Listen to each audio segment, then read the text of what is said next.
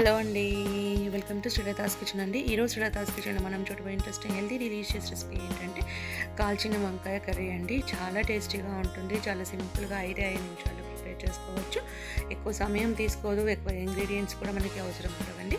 పిల్లలు పెద్దలు అందరూ ఎంతో చక్కగా తింటారు. చాలా కమ్మగా ఉంటుంది. చిన్న పిల్లలకు కూడా నెయ్యి వేసి పెట్టామంటే వాళ్ళు కూడా చక్కగా తినేస్తారండి.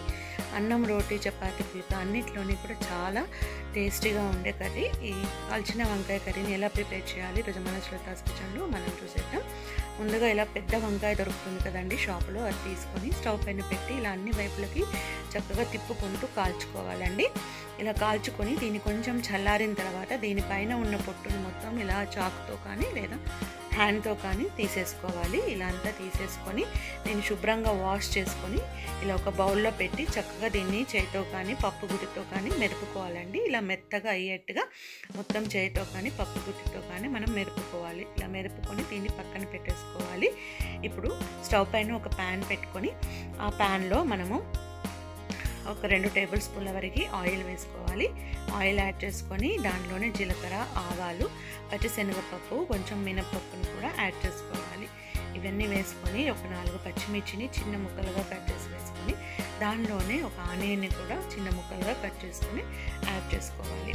ఈ ఆనియన్, పచ్చిమిర్చి కొంచెం మనకి దూరగా వేగాలండి. దానిలోనే కొంచెం కరివేపాకును కూడా యాడ్ చేసుకొని ఇవన్నీ కొంచెం దూరగా వేగేట్టుగా ఇలా అంతా కలుపుకోవాలి. కొంచెం దూరగా వేగిన తర్వాత చిటికడంత టర్మరిక్, ఒక 1/2 టేబుల్ స్పూన్ వరకు అల్లం వెల్లుల్లి పేస్ట్ కూడా యాడ్ చేసుకొని పచ్చివాసన పోయే వరకు దీన్ని కొంచెం ఇలా అంతా చక్కగా కలుపుకోవాలి. ఇదంతా కలిసిపోయిన తర్వాత ఒక 2-3 టమాటోస్ని తీసుకొని ఇలా ముక్కలుగా కట్ చేసుకొని ఇందులో వేసుకోవాలండి.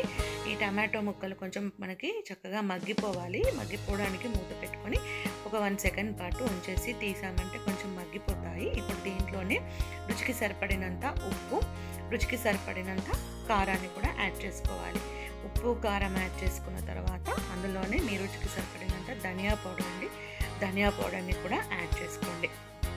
ఇవన్నీ కూడా చక్కగా టమాటో ముక్కలకి పట్టేట్టుగా కలుపుకొని మూత పెట్టి 1 నిమిషం పాటు మగ్గించామంటే చూడండి టమాటోస్ మనకి చక్కగా ఇలా మగ్గిపోతాయి.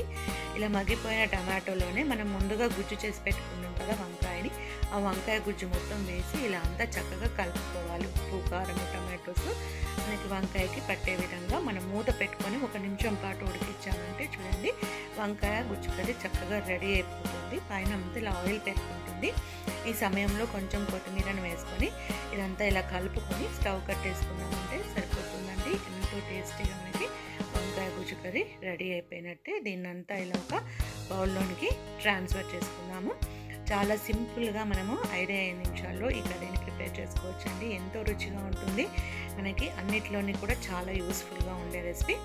ఈ వంకాయ గుజ్జు కర్రీ మీకు తప్పకుండా నచ్చింది అనుకుంటాను. నచ్చినట్లయితే లైక్ చేయండి, సబ్స్క్రైబ్ చేయండి, కామెంట్స్ని కూడా షేర్ చేయండి.